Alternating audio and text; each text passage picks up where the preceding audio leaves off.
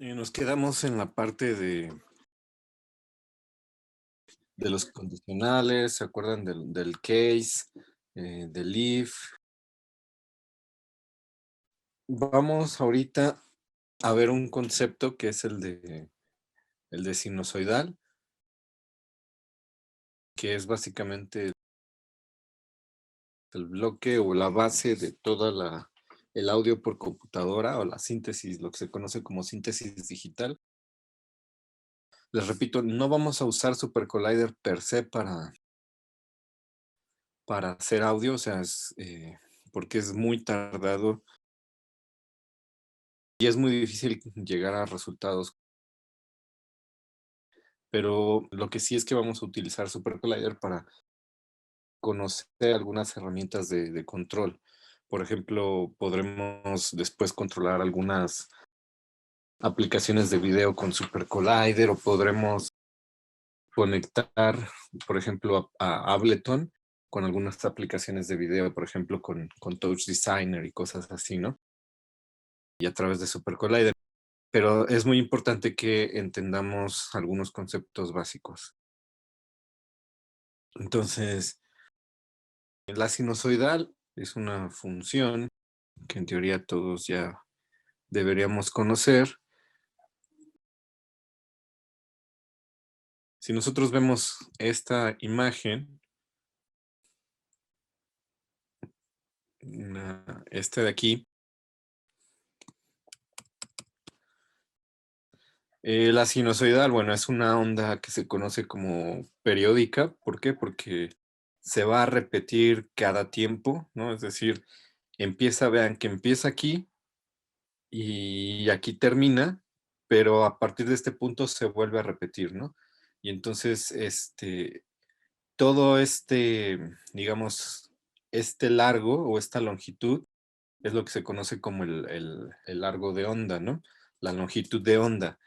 Entonces, aquí vean, en la gráfica nos muestra únicamente dos parámetros. La amplitud, que sería como el punto o la altura máxima que toma la sinusoidal, ya es tanto para arriba como hacia abajo. Esta altura es proporcional, es decir, es la misma altura de este punto a este punto que de este punto a este punto.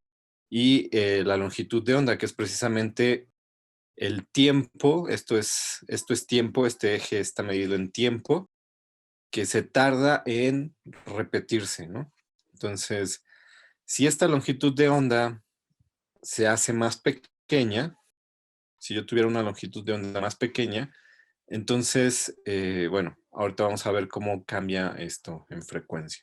Nosotros no vamos a meternos demasiado con esta teoría de sinusoidales, pero sí vamos a querer entender muy bien al menos tres parámetros, ¿no? Esto, primero, la amplitud, que ya les dije es la altura, ¿no? De la onda, del máximo punto de la onda, ¿no?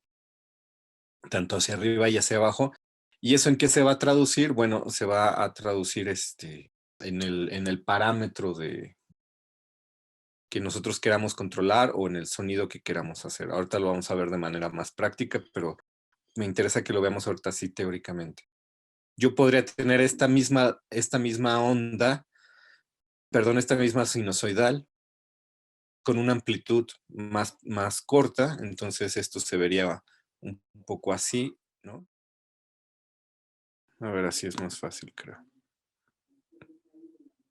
Ahí está. Ese es el eje Y y luego el eje X, ¿no? Y entonces el eje X es tiempo y el eje Y es amplitud, ¿ok? Entonces, recuerden, empiezo con una onda sinusoidal, entonces aquí está, esta onda.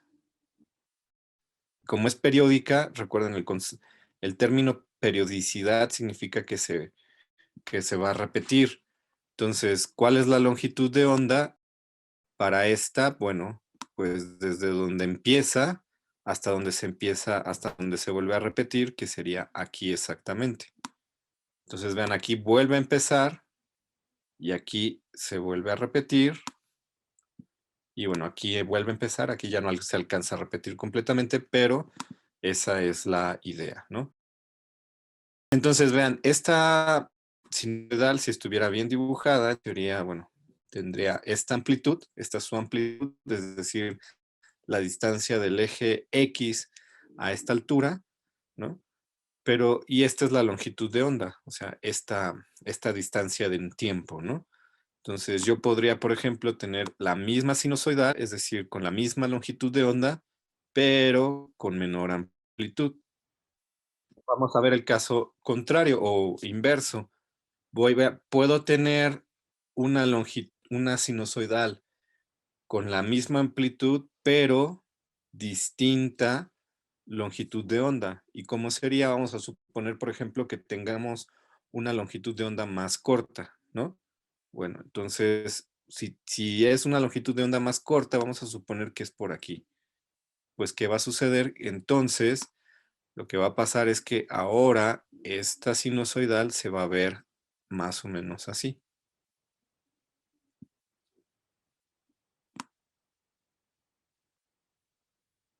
Aquí hay algo que nos tenemos que aprender. Si la longitud de onda es más larga, o sea, es mayor, mientras mayor sea la longitud de onda, más baja es la frecuencia. Es decir, la longitud de onda es inversamente proporcional a la frecuencia.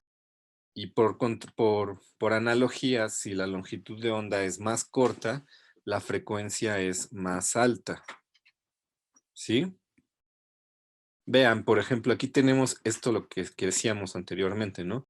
Aquí tenemos este caso en particular, por ejemplo, es estas dos funciones periódicas, perdón, estas dos funciones sinusoidales, ambas tienen la misma longitud de onda, pero una tiene una amplitud, aquí se ve de 1, y otra tiene una amplitud de 3, ¿no? Pero la longitud de onda es la misma. A diferencia de esta, vean, la roja tiene una longitud de onda más larga y la azul tiene una longitud de onda más corta. ¿Qué significa? Que entonces la roja tiene una frecuencia más baja y la azul tiene una frecuencia más alta. Vamos a ver un ejemplo más. Nada más quiero mostrarles muchos ejemplos para que no haya duda no tengamos ninguna duda de esto. A ver. Bueno, este es el mismo caso, ¿no? O sea, las funciones sinusoidales son funciones matemáticas, es decir, bueno, como pueden ver aquí, esta es la forma matemática, ¿no? O sea, es la amplitud, la función seno y el ángulo, o sí, la variable X, ¿no? Nosotros no nos vamos a meter tanto con eso, pero hay que entender que, digamos, el sonido en sí, el sonido es modelado a través de funciones sinusoidales, ¿no? Y de hecho ese es el principio básico de la síntesis digital. ¿Cómo podemos recordar un poco esto de lo de las frecuencias bajas y altas dependiendo de la longitud de onda? Comparándolo con el sonido físico, es decir, el sonido viaja a través de frentes de onda, ¿no? Por ejemplo, no sé si ustedes han tenido la oportunidad de escuchar o estar en algún lado en donde haya un concierto, ¿no? De música así como masivo o incluso una fiesta, ¿no? Si ustedes están a lo lejos, ¿qué es lo que escuchan? ¿Los bajos o los agudos? Claro que los bajos. Los bajos viajan mejor. ¿Por qué yo escucho a lo lejos los bajos y no los agudos? Porque la longitud de onda de las frecuencias bajas es más larga, ¿ok? Al ser más larga, bueno, se los voy a voltear, déjenme empezar al revés. La longitud de onda de las frecuencias altas es más corta. Entonces, al ser más corta, está vibrando más rápido, ¿sí? O sea, si es más larga, la longitud de onda vibra más lento y si es más corta, vibra más rápido, ¿no? Las frecuencias agudas vibran más rápido y su longitud de onda es más corta, por lo tanto son más propensas a ser absorbidas por el aire, ¿ok? O sea, piénsenlo como que están vibrando tan rápido que son más pequeñas y entonces el aire las dispersa mucho más fácilmente. Las frecuencias graves tienen una longitud de onda más larga, vibran más lento, son menos propensas a hacer a que el aire las disperse. Por eso es que nosotros podemos escuchar más fácilmente a lo lejos las frecuencias graves que las frecuencias agudas.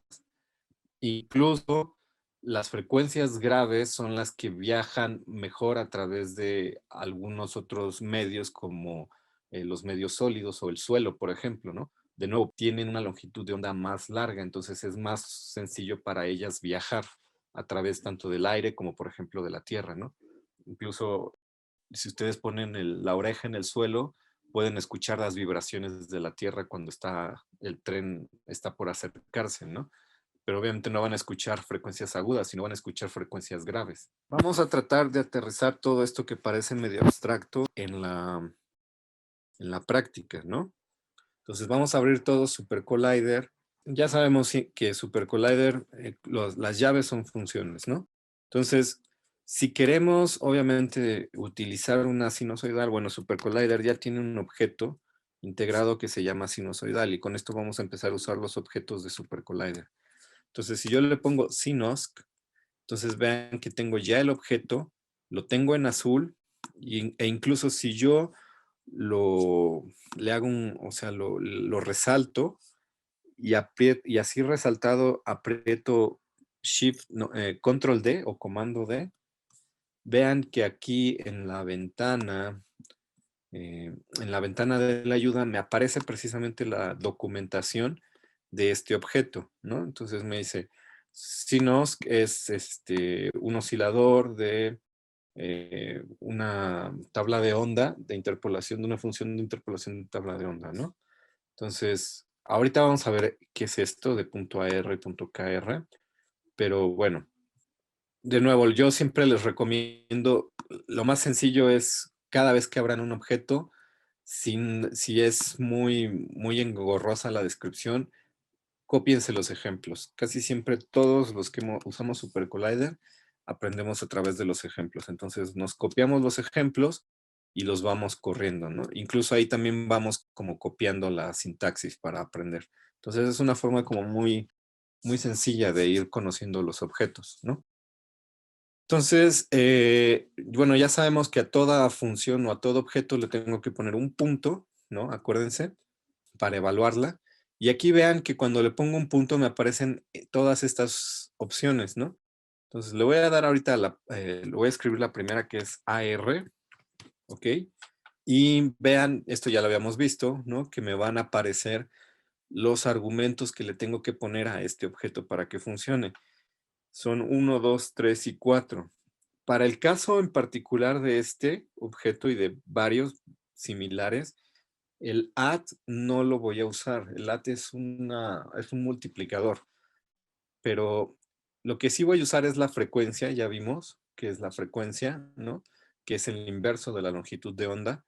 La fase, bueno, rápidamente, ahorita les voy a decir qué es la fase.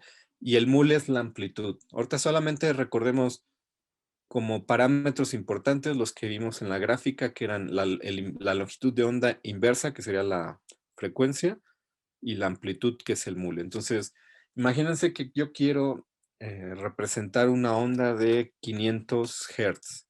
Ah, se me olvidó decirles eso. La unidad para medir la frecuencia es en Hertz, ¿ok? Entonces, 500 Hz va a significar que esta sinusoidal está vibrando 500 veces por segundo. Es decir, está repitiendo su ciclo 500 veces por segundo. Es decir, eh, si yo tengo de aquí a acá, si yo tengo 500 Hz, significa que esta sinusoidal está haciendo este recorrido 500 veces por segundo, es decir, está vibrando a esa frecuencia, ¿ok? Si yo le digo 20 Hz, bueno, significará que esta sinusoidal estará repitiendo su ciclo 20 veces por segundo. Y entonces, cuando nosotros decíamos que el rango audible era de 20 a 20 kilohertz, pues entonces eso significa que nosotros podemos escuchar, en teoría, y alguien sano y digamos alguien joven, van a poder escuchar en promedio entre 20 Hz creo que es bastante bajo, yo lo pondría más como entre 40 30 Hz aún a su edad. Es decir, van a poder escuchar ondas de audio que estén vibrando 40 hasta 40 o 30 veces por segundo, ¿sale? Y van a poder escuchar en el otro extremo ondas de audio que estén vibrando hasta 20,000 o 18,000 veces por segundo. Entonces, pues vamos a tratar de escuchar, bueno, por ejemplo, si yo tengo esto, ¿no? Le voy a poner ahorita 0 para la fase y le voy a poner 0.1.